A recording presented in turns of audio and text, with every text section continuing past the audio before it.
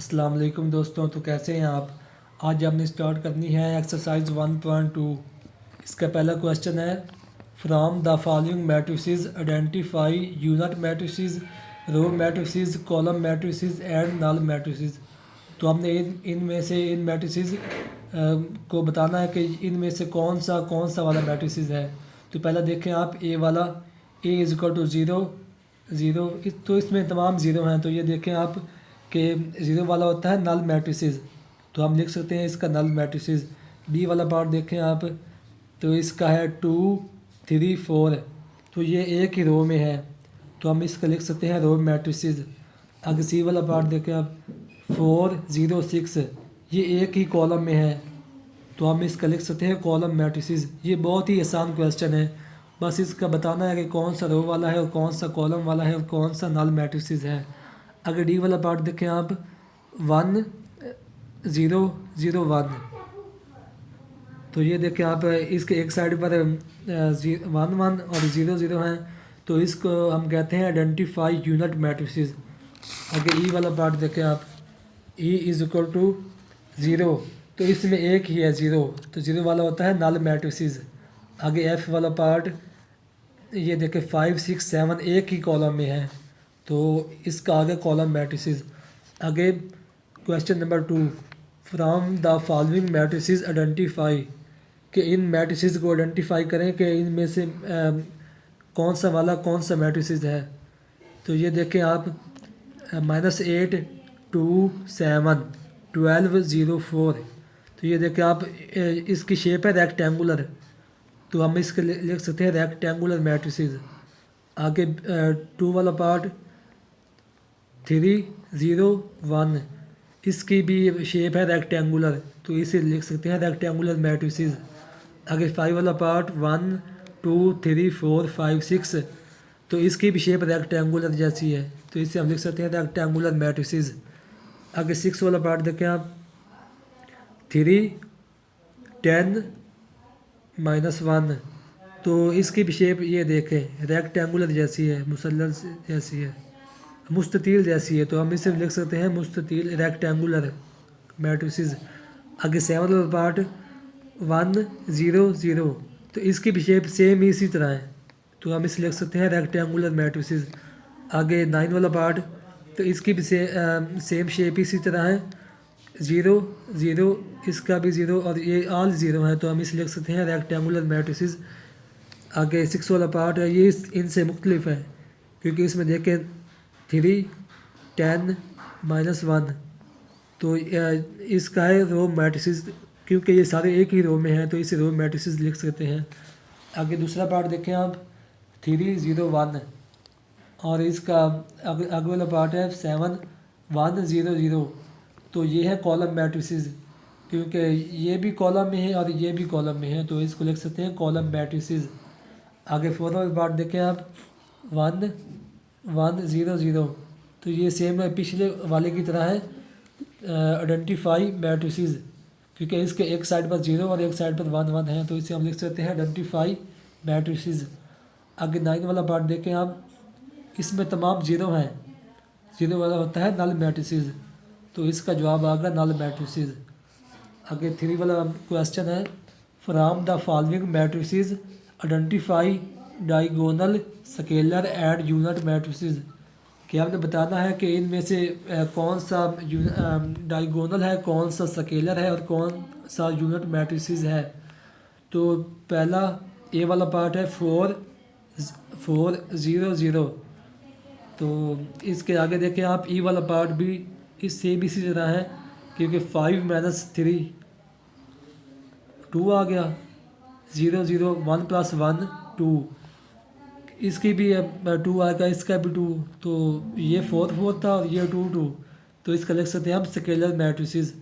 आगे सी वाला पार्ट देखें आप, 1 1 0 0, तो हम इसे लिख सकते हैं यूनिट मैट्रिसेस। आगे फिर इसका ए वाला पार्ट, 4 0 0 4, तो इसका बी पार्ट है 2 0 0 -1, सी वाला पार्ट 1 1 0 0, तो हम इसे लिख सकते हैं डायगोनल मैट्रिसेस। क्योंकि ये देखें इसके एक साइड पर ज़ीरो है तो इसे लिख सकते हैं डायगोनल मैट्रिसेस, क्योंकि ये सामने एक दूसरे के हैं। अगर डी वाला पार्ट देखें आप, 3 0 फिर 0 और फिर 0। अगर ई वाला पार्ट 2 5 माइनस 3 2 आ गया, इसका 0 0 1 + 1 2, तो ये भी आ गया डायगोनल मैट्रिसेस।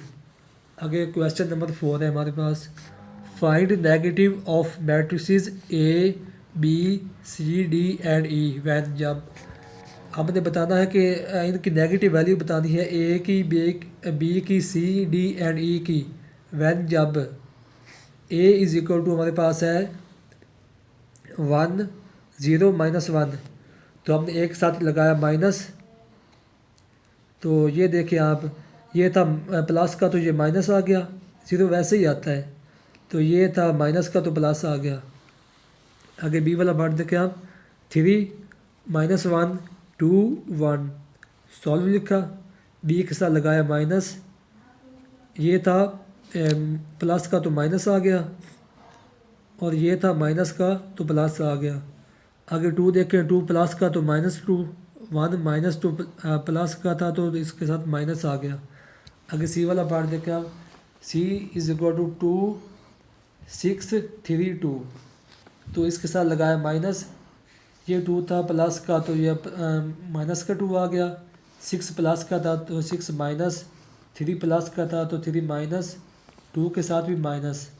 आगे डी वाला पार्ट देखें आप, डी इज़ इक्वल टू -3 2 -4 और 5, सॉल्व लिखा है इसका, डी के साथ लगाया माइनस, ये देखें 3 था माइनस का तो 3 प्लस, 2 के साथ लगाया प्लस था तो माइनस लगाया, 4 था माइनस का तो प्लस लगाया, और 5 माइनस प्लस का था तो इसके साथ माइनस लग गया।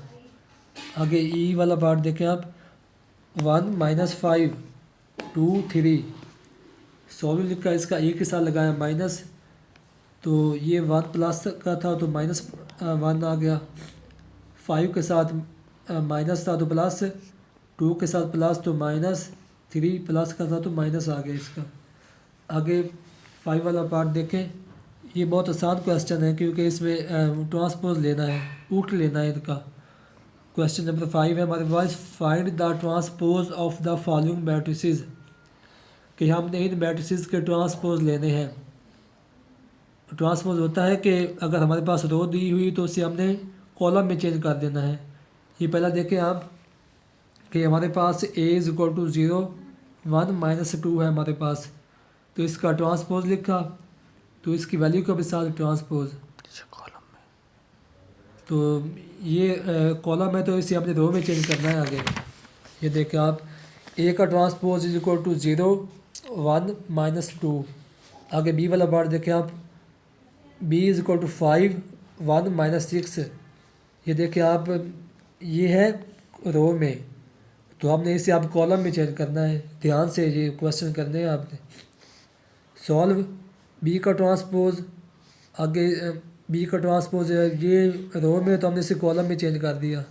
आगे सी वाला पार्ट देखें आप, इसमें एक ये कॉलम है और ये कॉलम है, हमने इस कॉलम को उठाकर रो में चेंज करना है। ये देखें आप, हमने इसे उठाया रो में चेंज कर दिया और फिर दूसरे को उठाया, इसको भी रो में चेंज कर दिया, तो इसका आंसर आ गया 1 2 3 2 -1 0। आगे डी वाला पार्ट देखें आप, 2 3 0 5, सॉल्व लिखा इसका, डी का ट्रांसपोज इज इक्वल टू इसकी वैल्यू का ट्रांसपोज, इसका ट्रांसपोज लिया तो 2 3 0 5। आगे ट्रांसपोज लेते हैं इसका, डी इज़ इक्वल टू 2 0 3 5। आगे ई वाला पार्ट देखें आप, 2 3 -4 5, तो इसका ट्रांसपोज लिया, तो इसका भी वैल्यू का भी ट्रांसपोज साथ में लिखते हैं, तो ई का ट्रांसपोज आ गया, ये जो रो थी इसे कॉलम में चेंज कर दिया और जो दूसरी वाली रो थी इसे भी कॉलम में चेंज कर दिया, तो ये इसका आंसर है। आगे 6 वाला पार्ट देखें आप, 1 2 3 4, तो एफ़ का ट्रांसपोज इज़ इक्वल टू 1 2 3 4, तो इसका भी ट्रांसपोज, तो इसकी वैल्यू आ गई 1 3, क्योंकि इससे कॉलम को हमने रो में चेंज कर दिया। अगर 2 4 को भी रो में चेंज कर दिया तो इसका आंसर आ गया 1 3 2 4।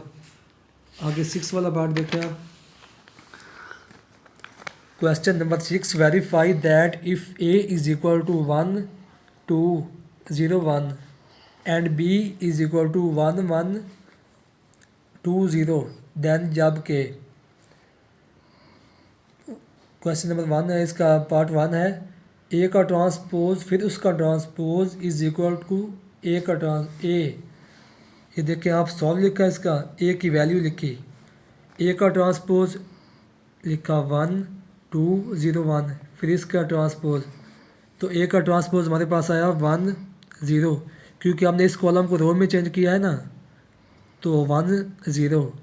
आगे जो ये वाली कॉलम है हमने इसे रो में चेंज कर दिया, तो ये अगर 2 1, फिर हमने अगेन इसका ट्रांसपोज लेना है, तो इसकी वैल्यू आ गई, ये 1 0 था, इससे हमने उठाया इसे, तो इसे हमने कॉलम में चेंज कर दिया। आगे था हमारे पास 2 1, तो इसे भी कॉलम में चेंज कर दिया हमने।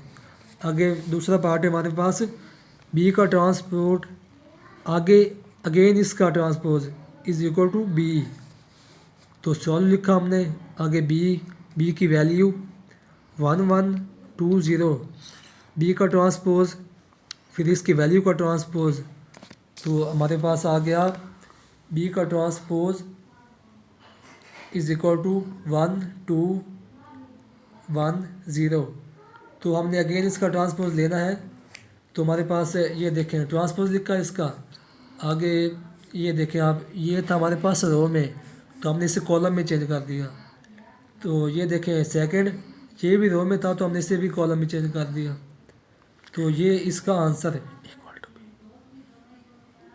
तो ये देखें आप, हम इससे आगे लिख सकते हैं, बी का ट्रांसपोर्ट